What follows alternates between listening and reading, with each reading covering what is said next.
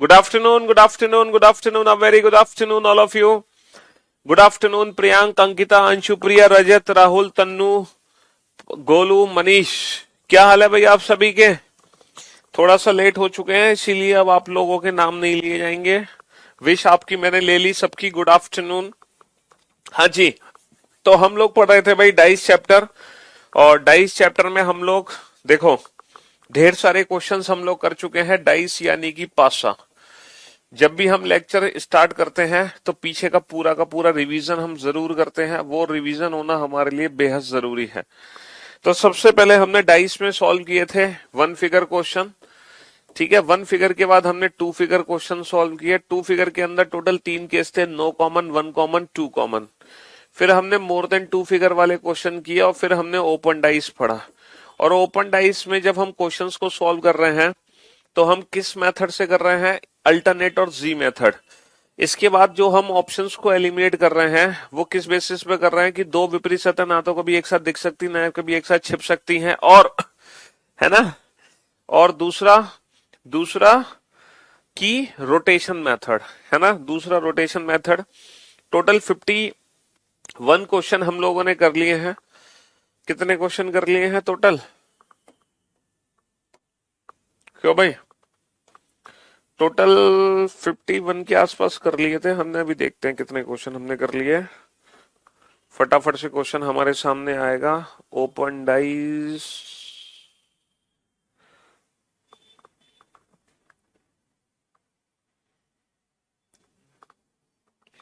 ये रहा. ये सारे क्वेश्चन हम लोग बना चुके हैं. ये सब बना चुके हैं. और एक क्वेश्चन मैंने आप लोगों के लिए होमवर्क दिया था. ये वाला क्वेश्चन है ना. क्वेश्चन नंबर जो 51 था ये आप लोगों के लिए होमवर्क था. और मैंने आपसे कहा था कि आप लोग ये घर पे सॉल्व करना. ठीक है. चलिए क्वेश्चन नंबर 52 पर आइए. क्वेश्चन नंबर 52 सॉल्व कीजिए. इस क्वेश्चन को पढ़ो. इस क्वेश्चन को सॉल्व करो फटाफट से. 51 का आंसर बताया तो था. पहली तीन फिगर बनेंगी, चौथी फिगर गलत होगी. मैंने आपसे कहा था घर पे प्रैक्टिकल करके देखना. लेकिन आप लोगों ने घर पे प्रैक्टिकल करके देखा ही नहीं होगा तो हम क्या करें. वो ऐसे होमवर्क आपको दिया था घर पे प्रैक्टिकल करने के लिए. समझ रहे हो. आप लोगों को घर पे प्रैक्टिकल करके देखना था.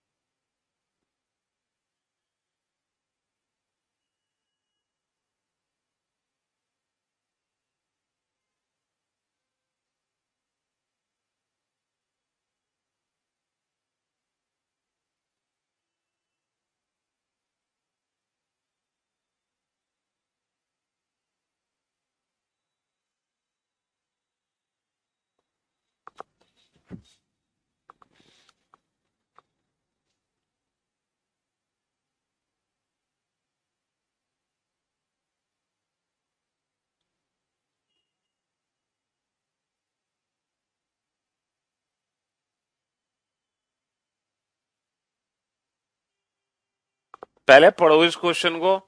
अच्छे से पढ़ो. तब समझने की कोशिश करो. ठीक है. हाँ जी. क्या लिखा है, क्या क्वेश्चन हमसे कहना चाह रहा है, तब जाके आप इस क्वेश्चन को बना पाओगे.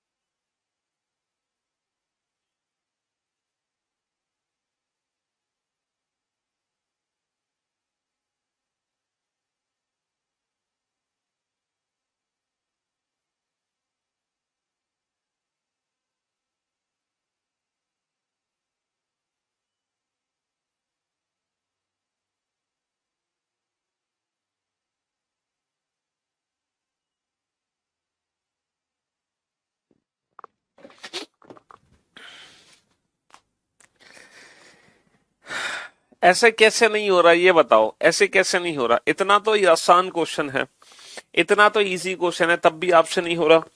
अच्छा ये जो है ना, मैं आप लोगों को एक शेप दिखाता हूं। ये इस टाइप की शेप है, देखो इस टाइप की शेप है, ये इस टाइप की, लाइक दिस। ये आप देख पा रहे हैं?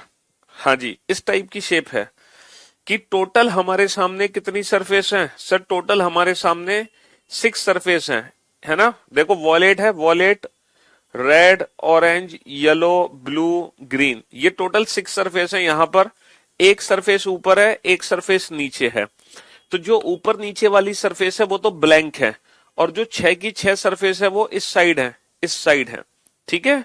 हाँ जी, अब आप लोग बोर्ड पे ध्यान से देखना और ध्यान से समझना बेटा कि ये ब्लू कलर है, ये ब्लू कलर है, बोलो है कि नहीं है ब्लू कलर? हाँ सर ये ब्लू कलर है, ये ब्लू कलर है। ये बताओ ब्लू से सटी हुई कौन सी सरफेस है? सर ब्लू से सटी हुई ग्रीन सरफेस है, ग्रीन, है ना? बहुत बढ़िया, ब्लू से सटी हुई ग्रीन सरफेस है। तो ये भी ब्लू कलर है, ये भी ब्लू कलर है, और इस ब्लू से सटी हुई बेटा येलो सरफेस है, इस ब्लू से सटी हुई येलो सरफेस है। बहुत बढ़िया। तो ये जो ब्लू सरफेस है इसके साइड में ग्रीन है और इसके साइड में येलो है। तो आप लोग मुझे सेकंड फिगर को ध्यान से देखकर ये बताओ, ये वाली जो सरफेस है इस पे कौन सा कलर होगा? ब्लू के साइड में येलो कलर मुझे दिखाई दे रहा है, तो ब्लू के दूसरी साइड में कौन सा कलर होगा ये बताओ? ब्लू की दूसरी साइड में कौन सा कलर होगा? हाँ सर, ब्लू की एक साइड में तो येलो कलर है, ब्लू की दूसरी साइड में कौन सा कलर होगा बताओ? सर ब्लू की साइड में ग्रीन कलर है, जो ग्रीन कलर है वो ब्लू से टच हो रहा है, तो ब्लू की दूसरी साइड में डेफिनेटली ग्रीन कलर होगा। होगा कि नहीं होगा? हाँ सर 100% होगा। भाई इस साइड में येलो कलर है, इस साइड में ग्रीन कलर होगा, क्योंकि ब्लू के साथ में ग्रीन कलर है, ब्लू के साथ में ग्रीन कलर है। बहुत बढ़िया। अच्छा ग्रीन कलर के साथ में कौन सा कलर है? सर ग्रीन कलर के साथ में वॉयलेट कलर है, ग्रीन के साथ में वॉयलेट है, ग्रीन के साथ में ब्लू है, तो ये ग्रीन है। तो बेटा अगर ये ब्लू है तो 100% ये वॉयलेट है, क्योंकि जो ग्रीन सरफेस है वो दो सरफेस से टच हो रही है, ग्रीन ब्लू से भी टच हो रही है ग्रीन, और वॉयलेट से भी टच हो रही है। तो ग्रीन ब्लू से भी टच हो रही है, वॉयलेट से भी टच हो रही है, तो ये ग्रीन कलर के साथ में वॉयलेट। अच्छा वॉयलेट के साथ कौन सा कलर बच गया? रेड। तो रेड कलर की एडजेसेंट सरफेस कौन कौन सी है? Violet and orange. Red colour की एडजेसेंट सरफेस कौन कौन सी है? Violet and orange. चलिए अगला क्वेश्चन आपके सामने है, क्वेश्चन नंबर 53। क्वेश्चन नंबर 53 है, यहां पर 3 स्टेटमेंट दिए गए हैं, आप ये बताओ कि इन तीनों कथन में से कौन सा कथन सही है? सर मैंने वीओडी से कर लिया है, क्या लाइव बैच अटेंड करना पड़ेगा? नहीं बेटा कोई जरूरत नहीं है, आपसे ही रीजनिंग पढ़ के फ्यूचर में आपको ही कंपटीशन दूंगा 100%। अच्छा जी बहुत बढ़िया, मेरा कमेंट शो हो रहा है, आपकी शक्ल भी शो हो रही है। नहाए नहीं हो आप? आज नहा कर आओ पहले फटाफट से, तब पढ़ाई करना। हाँ जी। तो हमें देखना था कि उसके एडजेसेंट सरफेस कौन सी है, और ज्यादा दिमाग लगाने की हमें जरूरत नहीं थी, इससे ज्यादा। समझ रहे हो? जी।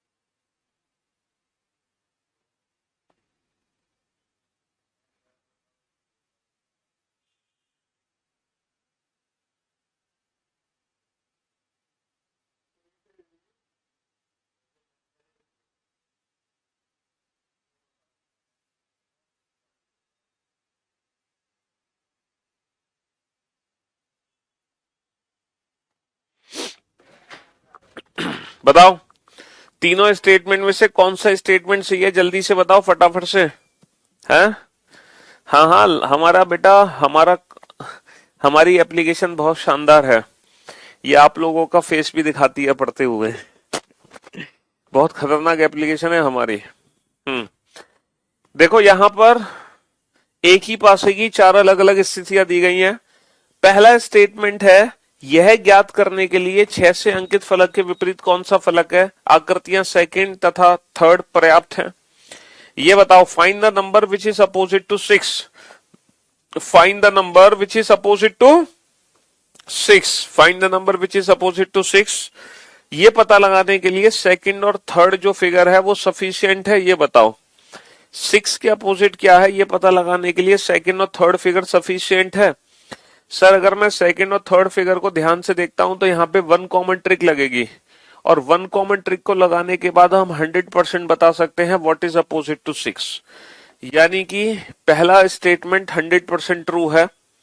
अच्छा, figure second and third are sufficient to determine which face is opposite to 4। क्या सेकंड और थर्ड फिगर से हम ये बता सकते हैं 4 के अपोजिट क्या है? बिल्कुल बता सकते हैं, 4 के अपोजिट 3 है, क्योंकि यहाँ पे वन कॉमन ट्रिक लगेगी और वन कॉमन ट्रिक सारे आंसर देती है। In order to find which face is opposite to 3 figure first and fourth are sufficient. क्या पहली और चौथी फिगर ये सफिशिएंट है बताने के लिए, क्या पहली और चौथी फिगर ये सफिशिएंट है बताने के लिए कि 3 के अपोजिट क्या है? क्या पहली और चौथी फिगर ये सफिशिएंट है बताने के लिए कि 3 के अपोजिट क्या है? सर बिल्कुल, क्योंकि पहली और चौथी फिगर में ना टू कॉमन ट्रिक लगेगी, 6 2 6 2 को हटा दो। तो जब हम टू कॉमन ट्रिक लगाएंगे ना तो हमें पता चल जाएगा भैया 3 के विपरीत क्या है, 3 के विपरीत 4 है। तो पहली और चौथी फिगर सफिशियंट है बताने के लिए कि 3 के विपरीत 4 है, 3 के विपरीत 4 है। तो यहां पर तीनों ही स्टेटमेंट 100% ट्रू है। तो option D is the right answer. Option D is the right answer. Question number 54। Question number 54 को बनाओ फटाफट से। क्वेश्चन नंबर 54 सॉल्व करो। सॉल्व करो फटाफट से।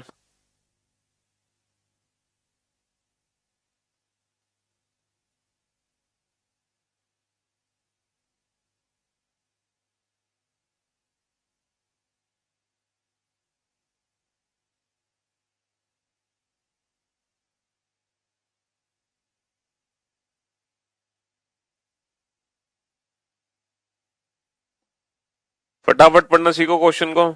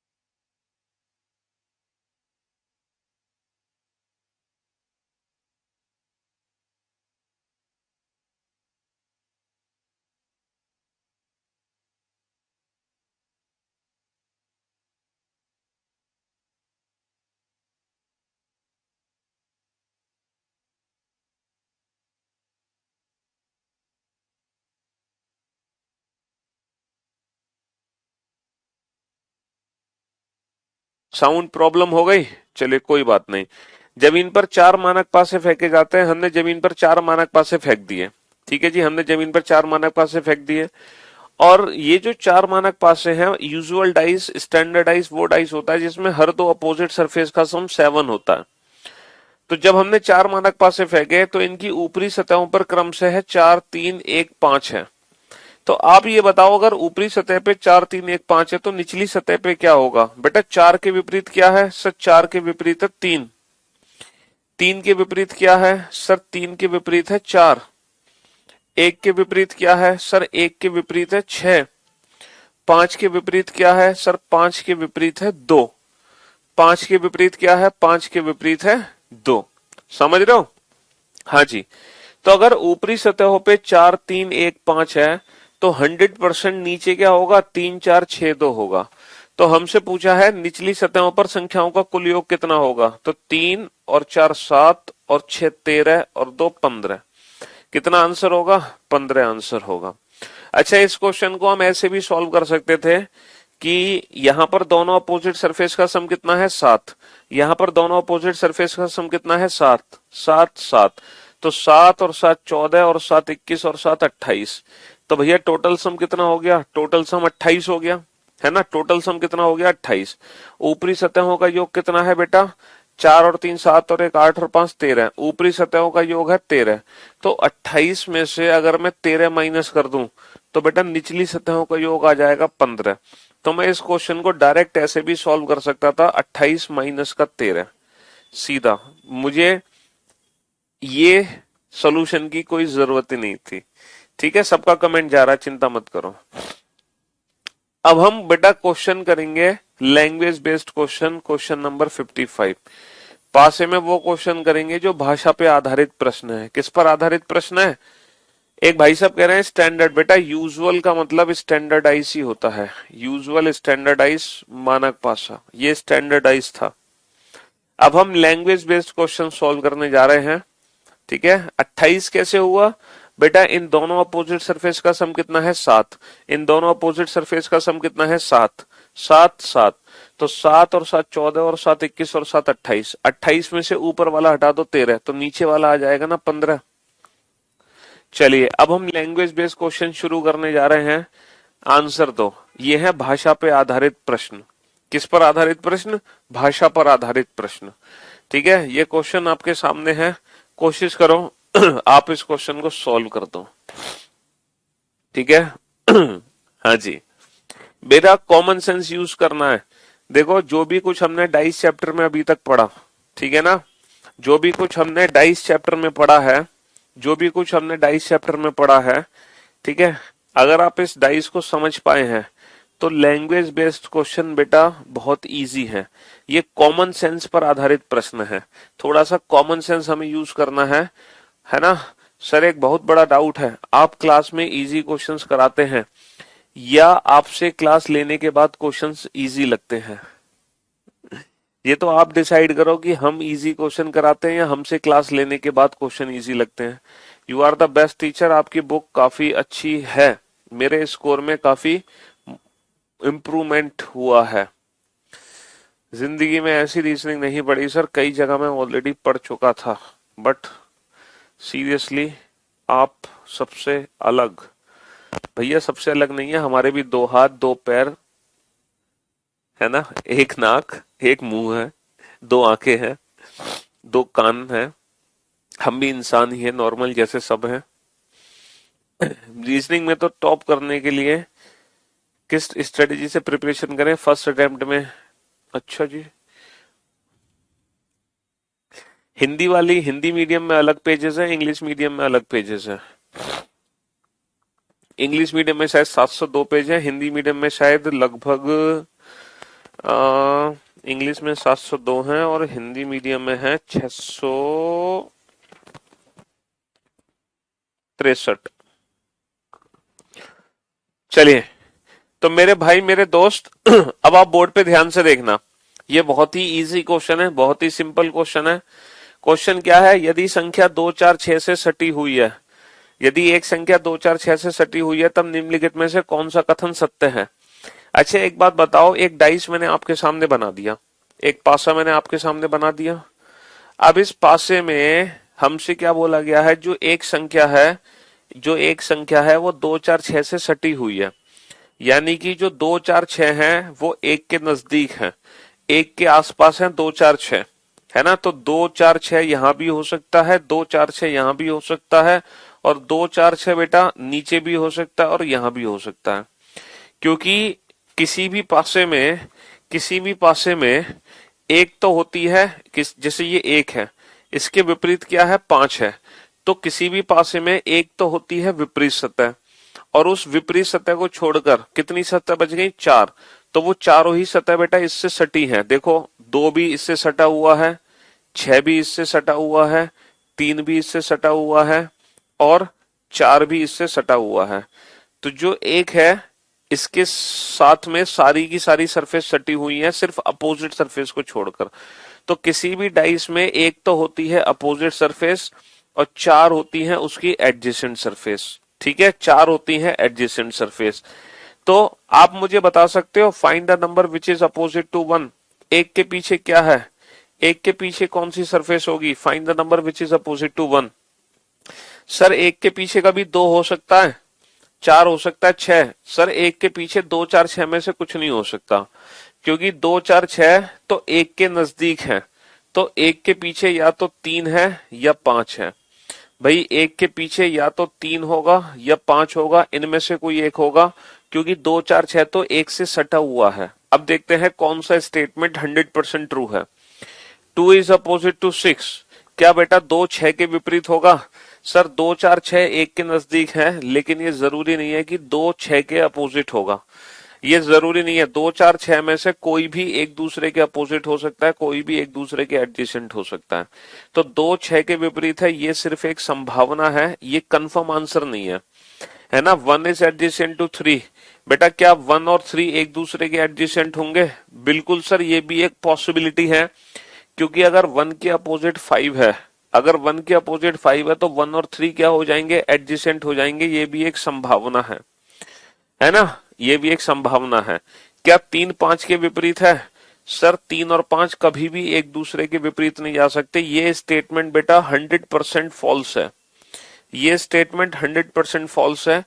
3 और 5 कभी एक दूसरे के विपरीत नहीं आ सकते, क्यों, क्योंकि इनमें से कोई एक नंबर है जो कि 1 के अपोजिट है, ये खुद एक दूसरे के अपोजिट नहीं जाएंगे, और जो नंबर एक दूसरे के अपोजिट नहीं जाएंगे वही तो एक दूसरे से टच में होते हैं। तो 3 और 5 हमेशा एक दूसरे को टच करेंगे, क्योंकि 3 और 5 कभी एक दूसरे के अपोजिट नहीं जा सकते, और जो डाइस में अपोजिट नंबर्स नहीं है वही एक दूसरे को टच कर रहे होते हैं। तो जब 3 के विपरीत कभी 5 नहीं हो सकता, तो 3 और 5 हमेशा एक दूसरे को टच करेंगे। तो बेटा इन चारों में से 100% ट्रू क्या है, सर इन चारों में से 100% ट्रू है ऑप्शन सी। 100% ट्रू क्या है, ऑप्शन सी। ये संभावना है, ये भी संभावना है, और ये 100% फॉल्स है। ठीक है, हाँ जी, चलिए next. If 1 is opposite to 5 and 2 is opposite to 3, देखो क्वेश्चन क्या है, इफ 1 इज अपोजिट टू 5, यदि एक के पीछे क्या है, 5 है। 2 इज अपोजिट टू 3, 2 के पीछे क्या है, 2 के पीछे 3 है। If 1 is opposite to 5, 2 is opposite to 3, then, अच्छा ये बताओ तब 4 के विपरीत क्या होगा, यदि एक के विपरीत 5 है, 2 के विपरीत 3 है, तब 4 के विपरीत क्या होगा, 6 होगा ना।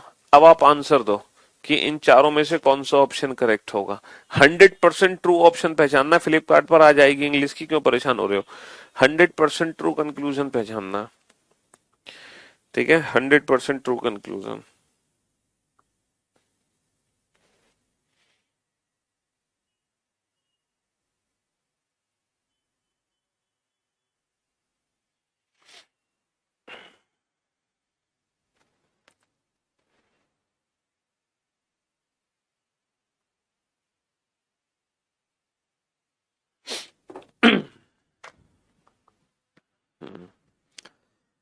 Four is adjacent to 3 and 6, अच्छा ये बताओ 4 इज एडजेसेंट टू 3, सर 4 3 से सटा हुआ है, 100% ट्रू है कि 4 3 से सटा हुआ है, लेकिन 4 6 से एडजेसेंट है, ये बात 100% फॉल्स है। तो ये स्टेटमेंट आधा सही है आधा गलत, आधा सही आधा गलत। 2 इज एडजेसेंट टू 4 एंड 6, बेटा 2 4 के एडजेसेंट है, 100% ट्रू है, क्योंकि 2 3 के विपरीत है, 3 को छोड़कर 2 सबके एडजेसेंट होगा। तो 2 के जो निकट है, 2 की जो निकट सतह है वो कौन कौन सी है बेटा? 2 की निकट। सर 3 को छोड़कर 2 सभी के निकट है, 1 5 1 4 5 6, 1 4 5 6 जो 2 है वो सभी के निकट है। तो 2 के निकट 1 भी है, 2 के निकट 6 भी है, 2 के निकट 1 भी है, 2 के निकट 6 भी है। 4 के निकट 5 है, सर 4 के निकट 5 है, ये बात तो सही है, लेकिन ये बिल्कुल गलत है कि 4 के निकट 6 है। तो आधा सही आधा गलत। 6 is adjacent to 3 and 4, 6 is adjacent to 3 and 4, 6 is adjacent to 3, ये बात 100% ट्रू है, लेकिन 6 इज एडजेसेंट टू 4 ये बात बिल्कुल गलत है। तो ये भी आधा सही आधा गलत, आधा सही आधा गलत, आधा सही आधा गलत, ये पूरा सही सेंटेंस है, option B. If 1 is adjacent to 2 3 and 5, सिर्फ आप ये बता दो स्टेटमेंट को पढ़कर, व्हाट इज अपोजिट टू 1, 1 के विपरीत कौन सी सतह है? सिर्फ आप ये बता दो what is opposite to 1। Question number 56, question number 57, हाँ सिर्फ आप ये बता दो व्हाट इज अपोजिट टू 1। अगर आप 1 के विपरीत बता दोगे तो उसी से काम हो जाएगा, उसी से आप सारे आंसर दे दोगे। If 1 is adjacent to 2 3 and 5 then which of the following is necessarily true. तो बेटा 1 के विपरीत कौन सी सतह है? 2 3 5 तो हो नहीं सकती, 4 या 6 1 के विपरीत है। तो 4 इज एडजेसेंट टू 6, ये बात 100% ट्रू है, क्योंकि 4 और 6 खुद एक दूसरे के विपरीत तो जा नहीं सकते, तो जो एक दूसरे के विपरीत नहीं जा सकते वो एक दूसरे को टच करेंगे। 2 इज एडजेसेंट टू 5, ये पॉसिबिलिटी है कि 2 और 5 एक दूसरे के निकट है। 1 इज एडजेसेंट टू 6, 1 6 के एडजेसेंट है, ये भी पॉसिबिलिटी है। 1 इज एडजेसेंट टू 4, ये भी क्या है? ये भी पॉसिबिलिटी है, संभावना। तो ये तीनों ही पॉसिबिलिटीज हैं, लेकिन पहला जो स्टेटमेंट है वो 100% ट्रू है, वो 100% ट्रू है, पहला स्टेटमेंट 100% ट्रू है। Question number 58, if 1 is opposite to 2 and adjacent to 3 and 4, देखो 1 के विपरीत कौन सी सतह है? इफ 1 इज अपोजिट टू 2, 1 के विपरीत कौन सी सतह है? 1 के विपरीत है 2, एंड एडजेसेंट टू 3 एंड 4, यानी कि 1 के निकट कौन सी सतह है? 1 के निकट, बेटा 2 को छोड़कर सभी 1 के निकट हैं, कौन कौन सी? 3 4 5 6, 2 को छोड़कर सभी 1 के निकट हैं। 1 के विपरीत है 2, और 2 को छोड़ दें तो सभी 1 के निकट हैं। अच्छा 2 के निकट कौन कौन सी सरफेस है? सर 2 के विपरीत क्या है? 2 के विपरीत क्या है? 1, 2 के विपरीत क्या है? 1। 1 एंड 2 दोनों एक दूसरे की अपोजिट सरफेस है, तो 1 के अपोजिट 2 है, 2 को छोड़कर सभी 1 के निकट होंगी। 2 के विपरीत 1 है, 1 को छोड़कर सभी 2 के निकट है। तो यही 4 सरफेस ऐसी हैं जो 2 के भी निकट है। अब बताओ 2 is adjacent to 6, 2 is adjacent to 6 100% true है। 3 इज एडजेसेंट टू 4 पॉसिबिलिटी है, हो भी सकता है नहीं भी। 4 इज एडजेसेंट टू 6 पॉसिबिलिटी है, अपोजिट भी हो सकता है और एडजेसेंट भी। 3 इज एडजेसेंट टू 5 ये भी पॉसिबिलिटी है। तो पहला सेंटेंस छोड़कर बाकी सारी क्या है? बाकी सारी पॉसिबिलिटीज है।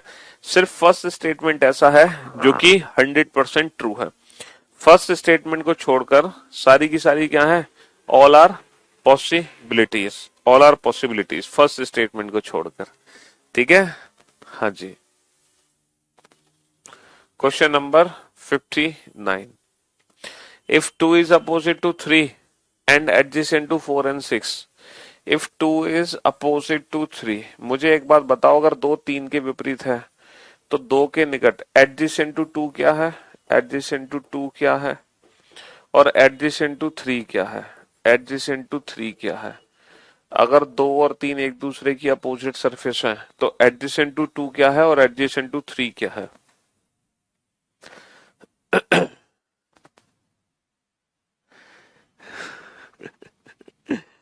हाँ जी, अब आप बताओ। 2 के विपरीत 3 है ना? यदि 2 3 के विपरीत है और 4 6 के निकट है, बेटा 4 6 के निकट नहीं है, 2 के निकट 3 को छोड़कर सारी सरफेस होंगी। 4 भी है, 6 भी है, चार छह तो निकट है ही है, चार छह के अलावा बाकी की सरफेस दो के निकट है, पांच एक भी दो के निकट है, और तीन के निकट भी यही चार छह पांच एक है। तीन के निकट भी यही हमारी चार सरफेस होंगी, चार छह पांच एक।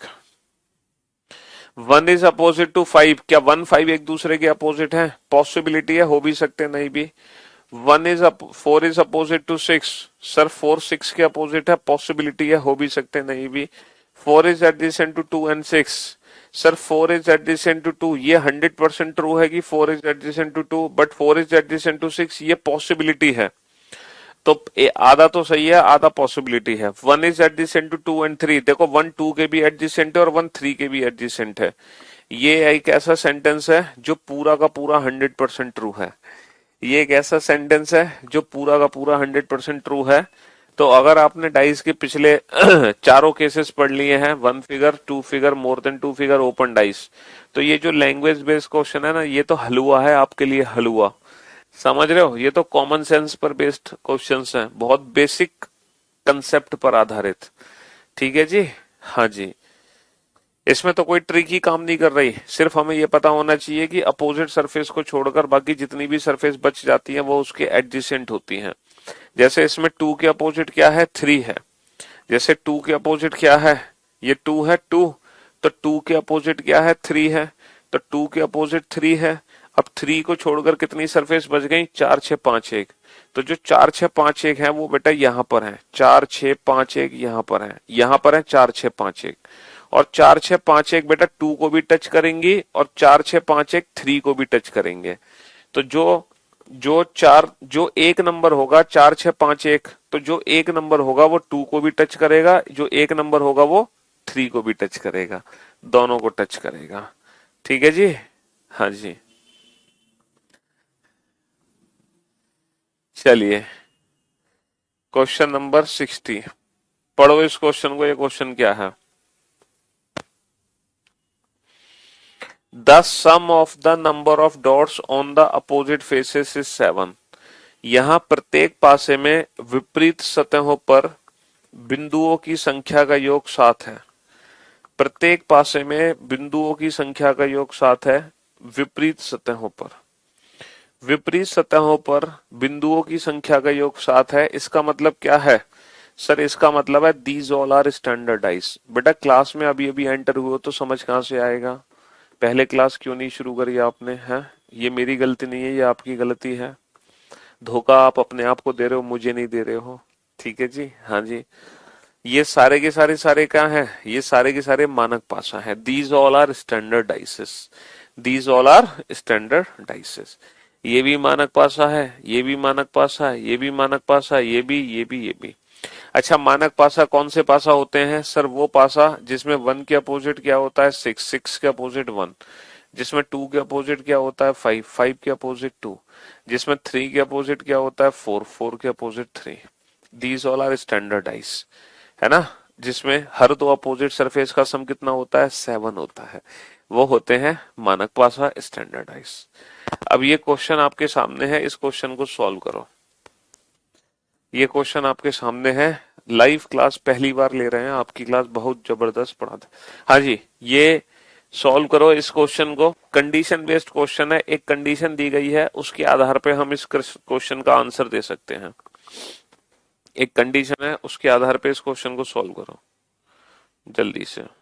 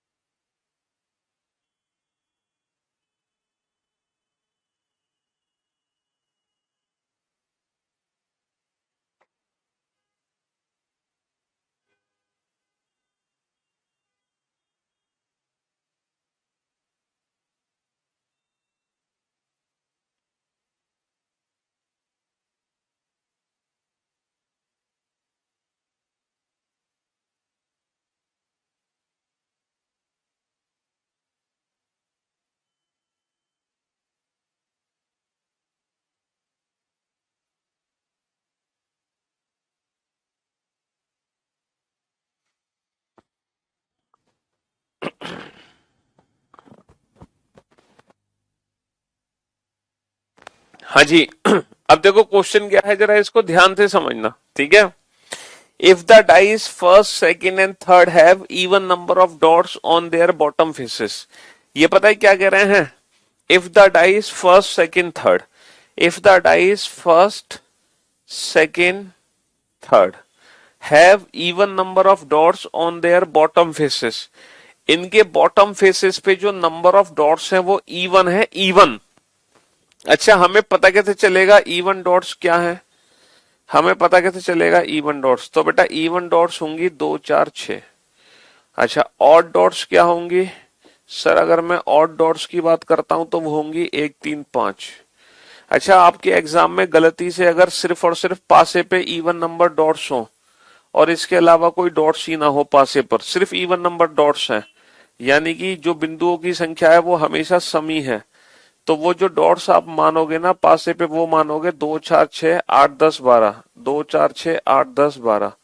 और अगर पासे में सिर्फ और सिर्फ ऑड नंबर ऑफ डॉट्स हैं, इसके अलावा कोई डॉट ही नहीं है ऑड नंबर ऑफ डॉट्स के अलावा, तो आप जो डॉट्स मानोगे वो मानोगे 1 3 5 7 9 11, 1 3 5 7 9 11।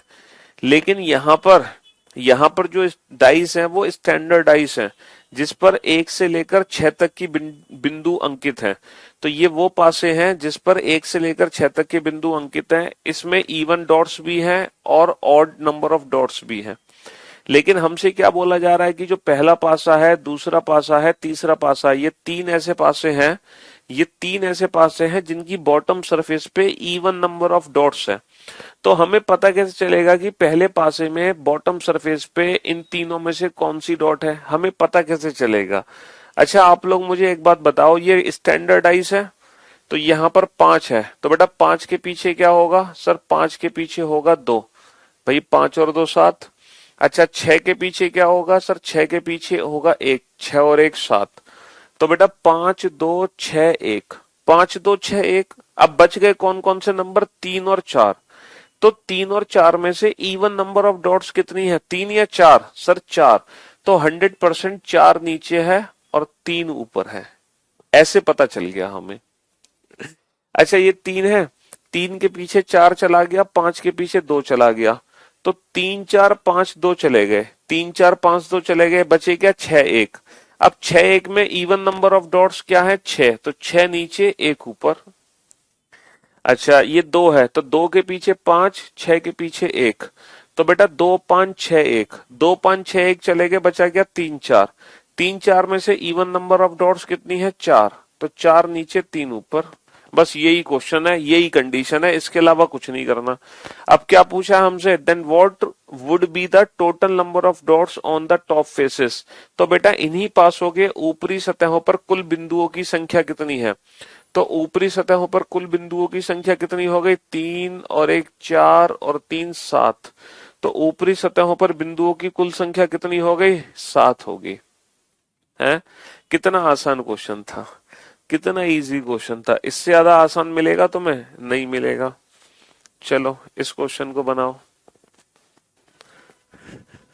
हाँ जी,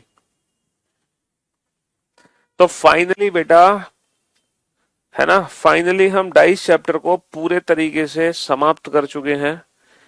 अब आप दुनिया का हर क्वेश्चन इस चैप्टर से रिलेटेड बना सकते हो। अब आपको किसी भी क्वेश्चन में 0.1% भी दिक्कत नहीं आएगी। कल हम, नया दिन नई शुरुआत होगी, है ना, नया दिन नई शुरुआत। If the dice first second third have even number of dots on their bottom faces, ये कह रहे हैं पहले दूसरे तीसरे पासे ऐसे पासे हैं जिसकी बॉटम सरफेस पे इवन नंबर ऑफ डॉट्स हैं। अब आपको पता कैसे चलेगा इवन नंबर ऑफ डॉट्स कैसे हैं, मैं फिर से रिपीट करता हूं इस वाले क्वेश्चन को, ठीक है जी। यही क्वेश्चन दोबारा से यहां पे रिपीट हो गया कि पहले दूसरे तीसरे पासे में बॉटम सरफेस पे इवन नंबर ऑफ डॉट्स हैं। तो भाई साहब 5 यहां है, 5 के पीछे चला गया 2 और 6 के पीछे चला गया 1, क्योंकि ये स्टैंडर्डाइज है, हर दो अपोजिट सरफेस का सम 7 है। तो बेटा 5 2 6 1। अब बची कौन कौन सी सरफेस, 3 4। तो 3 4 में से इवन 4 है, तो इसीलिए 4 नीचे है और 3 ऊपर है। अब आपको समझ आया कि कैसे पता चला था कि 4 नीचे 3 ऊपर। क्योंकि 3 4 ही बचे हैं, तो 3 4 में इवन तो 4 है, तो 4 नीचे 3 ऊपर। अच्छा 3 के विपरीत 4 है, 5 के विपरीत 2 है, तो 3 4 5 2 बचे क्या 6 1। 6 1 में इवन 6 है, तो 6 नीचे कर दो। अच्छा 2 के पीछे 5, 6 के पीछे 1, 2 5 6 1 बचे क्या 3 4। 3 4 में 4 नीचे कर दो क्योंकि 4 इवन है। If the dice first second and third have even number of dots on their bottom faces, यदि पहले दूसरे तीसरे पासे की निचली सतहों पर बिंदुओं की संख्या सम है, तो ये काम खत्म हो गया हमारा। बहुत बढ़िया। अब और the dice 4 5 6 have odd number of dots on their top faces। अब जो चौथे पांचवें छठे पासे हैं इनके टॉप फेसेस पे जो नंबर ऑफ डॉट्स है वो ऑड नंबर ऑफ डॉट्स है। अब ऑड नंबर ऑफ डॉट्स कैसे हैं, इनके ऊपरी सतह पर कैसे पता चलेगा? सर 5 के पीछे 2, 3 के पीछे 4, 5 2 3 4 बचा गया 6 1। 6 1 में ऑड नंबर ऑफ क्या है 1, तो ये 1 आ गया। अच्छा 6 1 5 2, 6 1 5 2 बचा क्या 3 4। 3 4 में ऑड नंबर क्या है 3 आ गया ऊपर, है ना। 4 3 2 5, 4 3 2 5, है ना। एक भाई साहब कह रहे हैं पता कैसे चलेगा कि ये स्टैंडर्डाइज है? तुम यार बिल्कुल जो बच्चे एकदम क्लास में तुरंत घुसते हैं ना और तुरंत घुसते ही फालतू के क्वेश्चन पूछते हैं, हमें बहुत गुस्सा आता है। ऐसा लगता है बस यहीं से चप्पल निकाल के मारे और सीधा मोबाइल से बाहर निकले चप्पल। ये पढ़ो, ये क्या लिखा है क्वेश्चन शुरू होने से पहले, ये क्या लिखा था? The sum of the numbers of dots on the opposite faces is 7। Question शुरू होने से पहले ही बताया गया था these all are standard dices, ये सभी के सभी मानक पासा हैं। अब जितने भी क्वेश्चन मैं पूछूंगा इन फिगर से रिलेटेड वो सभी मानक पासा होंगे, ये पहले ही एक्सप्लेन किया गया था। और तुम्हारी गाड़ी घूम फिर के वहीं आ गई। चलिए साहब, है तो हम कहां थे कि चौथे पांचवें छठे ऐसे पासे हैं जिनके ऊपरी सतह पर बिंदुओं की संख्या क्या है विषम, ऑड। तो बेटा 5 2 3 4 बचा गया 6 1। 6 1 में से ऑड क्या है 1। 6 1 5 2 बचा 3 4। 3 4 में से ऑड क्या है 3। ठीक है, हाँ जी। 4 3 2 5, 4 3 2 5 बचा गया 6 1। 4 3 2 5 बचा 6 1। 6 1 में से ऑड क्या है 1, तो 1 को ऊपर। ठीक है जी, बस यही क्वेश्चन है। Then what would be the difference in the total number of top faces dots between these two sets. तो इन दोनों सेट्स के ऊपरी सतहों की संख्या के कुल योग में कितना अंतर है? तो यहां पर कुल योग कितना है 3 और 3 6 और 1 7। यहां पे कुल योग कितना है 3 और 1 4 और 1 5। ठीक है जी। और 7 और 5 में कितने का अंतर है? 7 और 5 में 2 का अंतर है। 7 और 5 में कितने का अंतर है? 7 और 5 में 2 का अंतर है। ठीक है, तो डाइस चैप्टर पूरे तरीके से समाप्त हो चुका है। अब कोई भी क्वेश्चन हम बना सकते हैं। और इसी के साथ हम आज की सेवा यहीं समाप्त करेंगे। कल मुलाकात करेंगे, नया दिन नई शुरुआत।